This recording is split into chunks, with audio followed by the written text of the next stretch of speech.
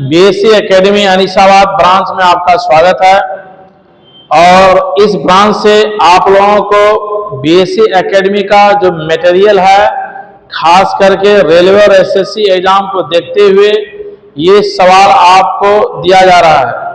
और ये जो वीडियो बनाया जा रहा है केवल रेलवे और एसएससी के बच्चे और जो भी अदर कॉम्पिटिटिव एग्जामिनेशन के बच्चे हैं वो भी इसे देख सकते हैं और सीख सकते हैं। जरा देखिए, ये जो सवाल आपके सामने बोर्ड पे दिख रहा है ये प्रॉफिट एंड लॉस से जुड़ा हुआ है और हिंदी माध्यम से हम आपको ये सवाल बताने जा रहे हैं, क्योंकि हमारे ग्रामीण क्षेत्र के जो बच्चे हैं उसे इंग्लिश मीडियम में बहुत कुछ दिक्कत होती है। खास करके रेलवे के जो बच्चे हैं, रेलवे के जो एग्जामिनी हैं, उनको इंग्लिश मीडियम वाले सवाल में थोड़ा परेशानी होती है। इन सबों को ध्यान में रखते हुए हम हिंदी माध्यम में ही ये सवाल बताने जा रहे हैं। प्रॉफिट एंड लॉस से आपको टोटल 100 क्वेश्चंस बताएंगे जो काफी इंपॉर्टेंट होगा। इससे बाहर क्वेश्चन किसी भी एग्जाम में नहीं रहेगा। देखिए, आपके सामने लिखा हुआ सवाल बोर्ड पे दिख रहा होगा। क्या कहता है कि मिल्खा ने एक वस्तु को 7200 रुपया में खरीदा। खरीदने का मतलब क्रय मूल्य होता है और उसे 25% लाभ लेकर बेच दिया। ठीक है, तो बेचने के बाद फिर इसी राशि से उसने दूसरे वस्तु को खरीदकर 25% घाटे पे बेच देती है, तो उसे इस बिजनेस में कुल लाभ होता या हानि, ये देखना है। तो पहले समझिए फ्रेंड, यहाँ पे कंडीशन क्या है। जैसे आप मार्केट जाते हैं बिजनेस करने के लिए, घर से जो पूंजी आप लेके जाते हैं वो आपका आधार पूंजी, बेसिक पूंजी होता है। और जब मार्केट से आप लौटते हैं पैसा लेकर के, वो आपका समझिए कि इनकम होता है। तो कंडीशन क्या है कि घर से जो आप पूंजी लेकर के जाते हैं और बाजार से जो धनराशि लेकर के आते हैं, तो घर का पूंजी अगर छोटा बन जाए तो समझिए आपका प्रॉफिट हो रहा है, और घर का पूंजी अगर बड़ा बन जाए तो समझिए आपको लॉस हो रहा है। कहने का मतलब ये हो गया कि जैसे आपने घर से 7200 रुपया लेकर के एक वस्तु को आपने खरीद लिया, तो पहली वस्तु को जब आप 7200 रुपया में खरीदते हैं तो उसके लिए वो क्या हो गया, सीपी, क्रय मूल्य। तो एक वस्तु को आपने 7200 रुपया में खरीदा और 25% के लाभ को उसको आपने बेच दिया। तो आपके सामने देखिए क्या क्या कंटेंट दिया गया है। आपके सामने क्रय मूल्य दिया गया है और लाभ प्रतिशत दिया गया है।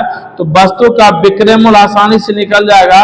जो आप फार्मूला पढ़े भी होंगे कि विक्रय मूल्य निकालने के लिए क्या है, क्रय मूल्य इंटू 100 प्लस लाभ। ठीक है, 100 प्लस लाभ प्रतिशत है बटा 100 है।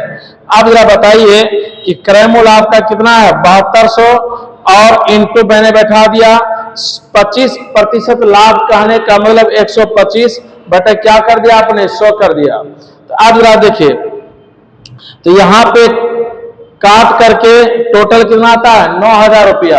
इसका मतलब पहले वस्तु को आपने 7200 रुपया में परचेज किया और 25% लाभ लेकर के आपने 9000 रुपया में बेच दिया। ये आपका आ गया पहले वस्तु को बेचने पर धनराशि। अब इसी धनराशि को आपने दूसरे वस्तु को खरीद लिया।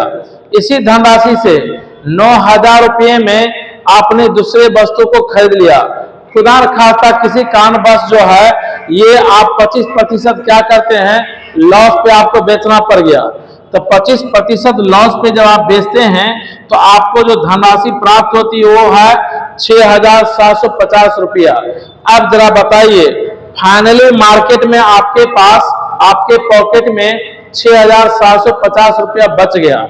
तो आप मिलाते हैं कि घर से आपने पूंजी लाया था 7200 रुपया और घर लौटा करके जो राशि ले जाते हैं वो है 6750 रुपया।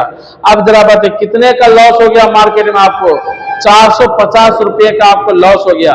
यही सवाल कहता है कि बताइए कि आपको बिजनेस में लाभ हुआ कि हानि। मुझे बिजनेस में क्या हो रहा है, हानि। तो इसी प्रकार का सवाल आपको हर वीडियो में मिलते रहेगा और हर वीडियो को आप देखते रहिएगा। बिल्कुल एक एक पॉइंट, एक एक कंडीशन को तोड़ करके हम आपके जहन में बैठाने का प्रयास करेंगे।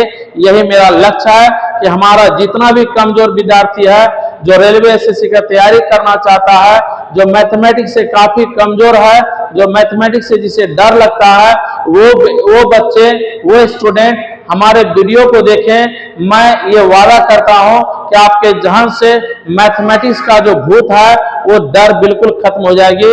Thank you.